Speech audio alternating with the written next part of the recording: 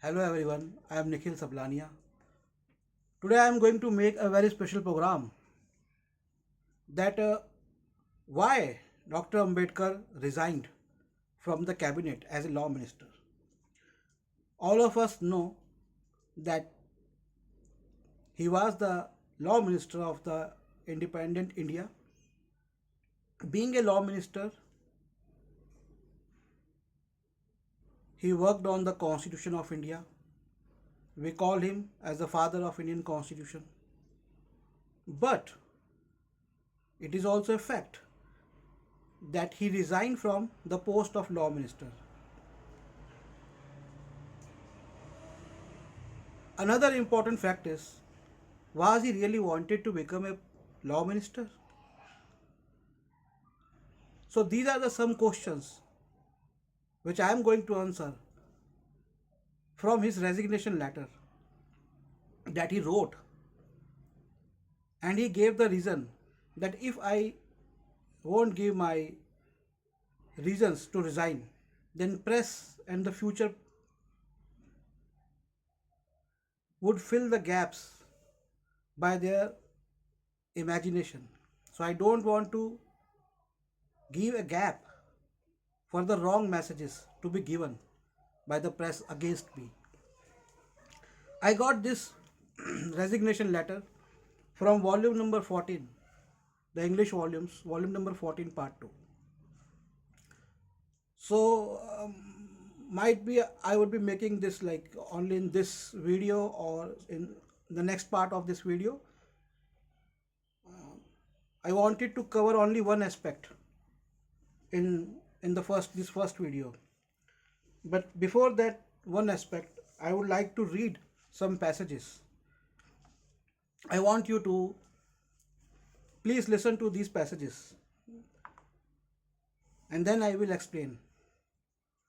So on page number 1318, volume 14, part 2, there is a passage in which he writes, "It's now 4 years, 1 month, and 26 days since I was called by the Prime Minister." So since he was called by the Prime Minister, that is Mr. Jawaharlal Nehru, to accept the offer, to accept the office of law minister in his cabinet. The offer came as a great surprise to me. I was in the opposite camp and had already been condemned as unworthy of association when the interim government was formed in August 1946. So here he writes that opposition was fully against him. So much was against him that they called him unworthy. And who were these opposition?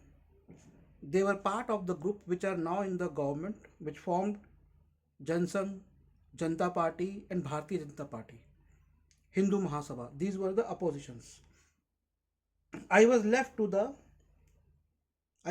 to speculate as to what could have happened to bring about this change in the attitude of Prime Minister. I had my doubts. Now this is very important. Now when he writes that he was surprised that what made Jawaharlal Nehru to change his mind. And he also said that he had his doubts. This means he had suspicion, he had doubts that why he has been called.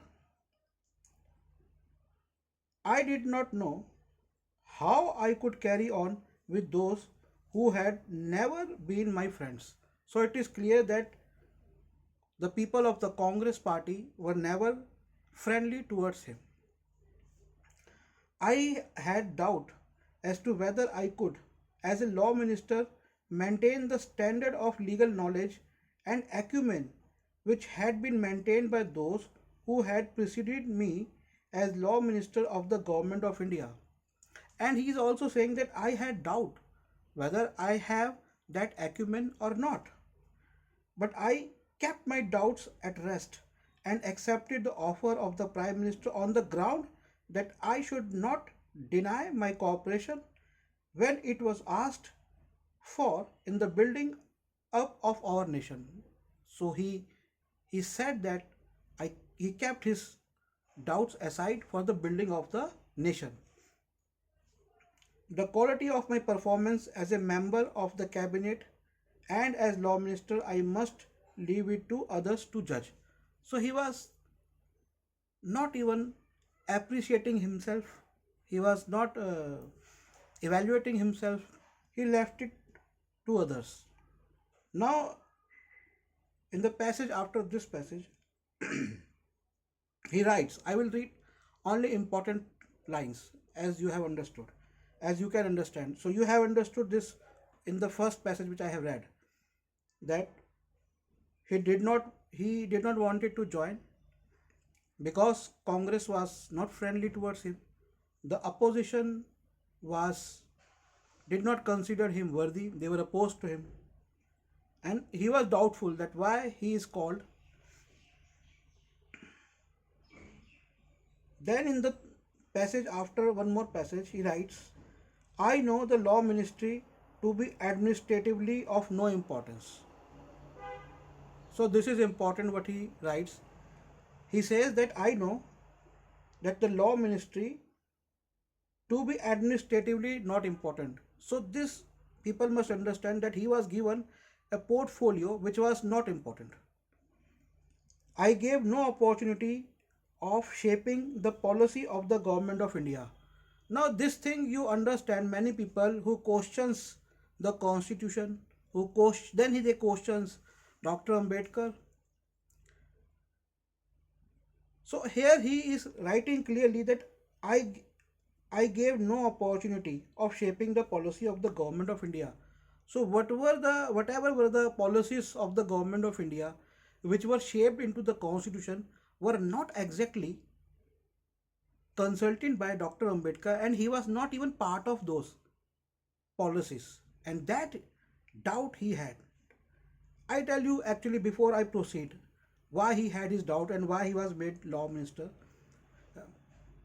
I think I would give that in the end of this passage, end of this video. Then on the next page, page number 1319, he writes, this page number 1319 of the volume 14 part 2. So in his resignation letter he writes, the Prime Minister agreed and said he would give me, in addition to law, the planning department, which he said he was intending to create. So he said that Mr. Jawaharlal Nehru promised him that apart from portfolio of law minister, because Dr. Ambedkar did not consider the law ministry was important. It means that he was indifferent towards making the constitution. He came only because it was a nation building exercise. That people must understand. He was not interested at all in writing constitution or in becoming the member of the, I think, this constituent assembly. He was more interested in other departments like the planning commission. Unfortunately, the planning department came very late in the day, and when it did come, I was left out. So when they formed this planning department, he was left out. Now he says, during my time, there have been many transfers of portfolios from one minister to another. I thought I might be considered for any one of them, but I have always been left out of the consideration. Many ministers have been given 2 or 3 portfolios so that they have been overburdened. Others like me have been wanting more work. I have not even been considered for holding a portfolio temporarily when a minister in charge has gone abroad for few days. So he says that many ministers were given different portfolios. I mean, they were made ministers for the various ministries. But he wanted and he was promised, but despite that, he was left out and not given a portfolio even when the other minister was temporarily out of the office. This means for a temporary time, even for a shorter time, Mr. Nehru the Congress party denied him the portfolio which he was guaranteed, which he was promised.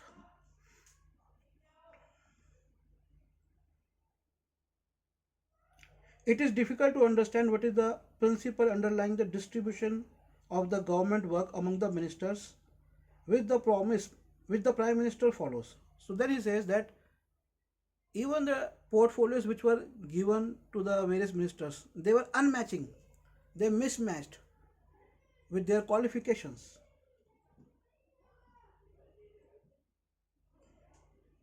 Government work among ministers which the Prime Minister follows. Is it capacity? Is it trust? Is it friendship? Is it pliability? I was not I was not even appointed to be a minister of main committee of the cabinet, such as Foreign Affairs Committee or Defense Committee. So he was not even made the member of the cabinet. Now you know that cabinet is very important. So he was even denied to become a member of the cabinet committee. Even no, when the Economic Affairs Committee was formed, I was expected, in view of the fact that I was primarily a student of economics and finance, to be appointed to this committee, but I was left out. I was appointed to it by the cabinet when the Prime Minister had gone to England. But when he returned in one of his many essays in the reconstruction of the cabinet, he left me out in a subsequent reconstruction of my name and added to the committee, but that was as a result of my protest. So he is saying that he was a student of the economics, but even then he was not included in the economic committees. So friends, I will continue in the next video. There is some voices coming from outside, so I have to stop this video.